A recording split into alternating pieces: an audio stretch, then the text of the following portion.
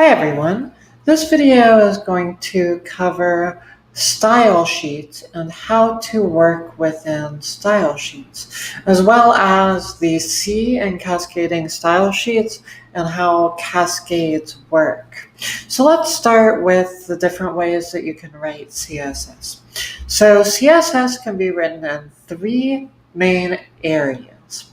First and most importantly is what's referred to as a linked style sheet, and this is what the Learn HTML videos covered in the video about the HTML head element. A linked CSS file is a separate .css file that is linked to an HTML document via the link tag in the head element of that HTML document. And the style sheet that you'll be writing within is that CSS document, and it's linked in to those, so they're kind of connected together. So what you write in the CSS document applies through that link. This is the most common type of style sheet, and this is where you're going to be doing most of your work. However, there are two types of other ways to write CSS. First is what's referred to as an embedded style sheet. And this can be done directly within the HTML head element. And it's done inside of a style tag. So if you're in the head, you've got a style tag, you can write CSS directly within here.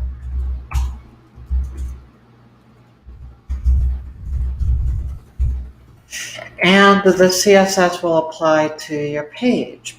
However, this is not as frequently used. Its primary use is for single page websites where you want CSS to apply to it really easily without having to link in a separate CSS file. It's really good to do that via an embedded style sheet because it's applying only to that page. The thing is, though, the vast majority of styling that you do for any kind of website is going to apply to all of the pages of the website, and therefore you can do that through a link style sheet. Additionally, even if you have styles that apply only to one page within your website, you can still do that through a linked style sheet, which is why it's just generally better to have a separate linked style sheet for most small-scale website building. The final way you can write CSS code is what's referred to as an inline style, and that's done right in an HTML element with the style equals attribute, and then the value is any declarations you want. You do not need a selector here because it's directly within the HTML element. Therefore, there's no need for any kind of selector. So if I wanted to give this a margin of 100 pixels, you'll see that that gives that margin. Inline styles are very, very infrequently used. There are a few contexts in which it's a good idea to use them, but it's pretty much only if you want to target one specific thing. And even then, the most cases, you're going to use what's referred to as an ID selector, which we'll cover in a future video. The next concept regarding style sheets that you need to know is browser defaults. Browser defaults are basically the CSS code that browsers apply to HTML by default. And every browser is slightly different, but they do share a lot of similarities here. So, for instance, let's take this list right here. If I remove this block of CSS code by deleting it, you see how this becomes a numbered list with Arabic numerals. That's because the default value for list style type property and any LI is going to be Arabic. and I have to change that value in order to change how it displays. You see this at play whenever you hyperlink.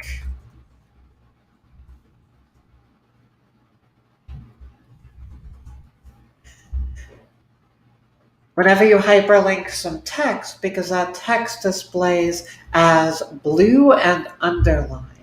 And that is still CSS applying to that text. It's saying it needs to be underlined and it needs to be blue. And that's simply the browser default. And blue and underlined is the browser default across pretty much all browsers for that. But you'll see differences in things like what font it goes to by default and so on with different browsers. The important thing to know here then is that you will need to override anything other than the browser default. Additionally, there's what's referred to as a CSS reset. And what resets do is they allow you to basically wipe out all of the default styles for your browser default style sheet, which can allow you to kind of regularize your styles, because there's some cases where the style work you do is laying on top of a browser default and it's not behaving quite how you want it to. And that's where a CSS reset comes in. These go at the very beginning of your CSS document, your style sheet you're working with, and they can range in complexity. The simplest one actually targets everything, and it says things like remove all margins, remove all padding, change everything to black, which is why you see this turns to black instead of blue, and so on. However, there's much more complicated and robust ones. My suggestion here is to use what's referred to as Eric Meyer's CSS reset. And you can Google that and you will find his CSS reset, which is kind of one of the major industry standards for resetting to a nice, neat, even base for your style work. So, the C in CSS stands for cascading, and the rest of this video is going to cover what the cascade is and how it works. It's a fairly complicated concept, though, and it will take a little bit of working through for most people to wrap their head around it. So first off, let's talk within a single style sheet, like this area right here that I've got my CSS code being applied to this particular bit of HTML right here. Within this style sheet, there's two types of cascades that happen. First, there's linear. So anything that is applied before in the document will get overwritten by things later in the document. This is why if I specify that I want my, let's say I want my OLLIs to be green, but then I specify that I also want them to be purple. Purple is what takes place. If I throw in yellow between these, that doesn't do anything. But if I throw in orange at the end, they become orange. And that's because of the fact that this applies, then this applies, then this applies, then this applies, and therefore this is the one that wins out. And that's the linear cascade within a style sheet. But that's not all. The other consideration, and the more important consideration, is specificity. And specificity is a complex concept within CSS, but the idea is that every selector has a mathematical value that tells it how specific that selector is. And the higher the specificity will always win out over lower specificity, even if the higher specificity is up here above the lower specificity. So, for instance, I'm going to say I want to target OLs with the style attribute, and then I want to target LIs inside of those. You don't necessarily need to understand how the selector works because that's a future video. I'm going to apply a color of red here. And despite the fact that I have basically targeted all of these same LIs as I targeted here, this is a more specific selector because of the fact that it has this style attribute within it here. And the more specific ones will always beat out the lower specificity ones, no matter where they are in the same style sheet. The cascade within the same style sheet is the more important cascade for most people writing in CSS. However, you should know that there's also a cascade between different style sheets.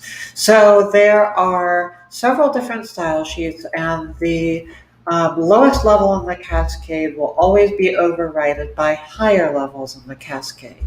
The highest level is inline, so any inline styles will beat out pretty much any other styles. Embedded styles come next, and then linked styles, and then anything specified by the user, which is a very uncommon thing for users to do, but it's something that some users do.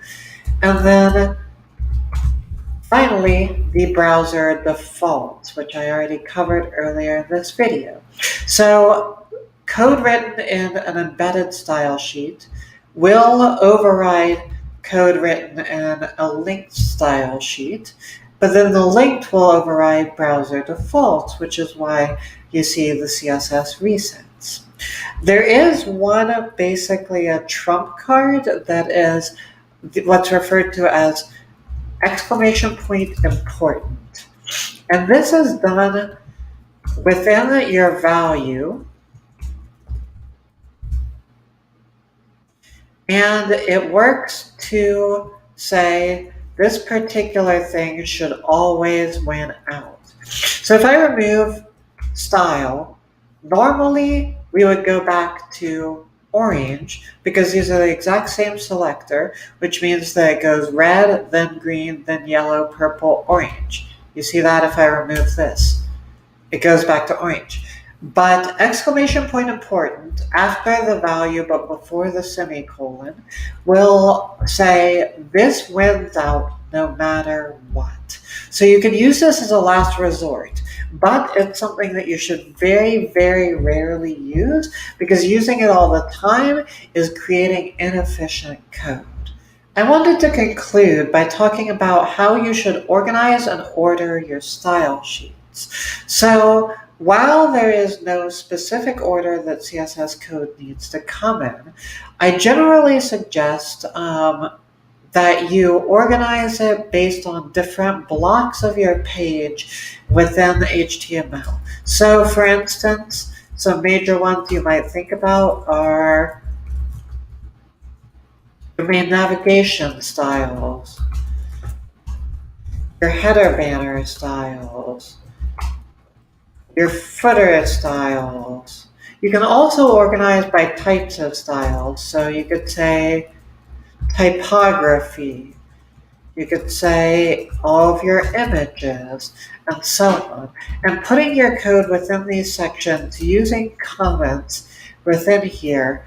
So let's say I want to give my footer a background color of blue.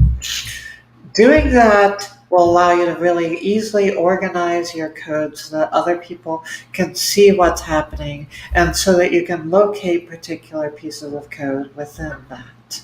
That covers style sheets and the cascade. The cascade can be a fairly complex concept, but it's something that you'll just kind of get down by habit when you see certain things override other things. Thanks for watching.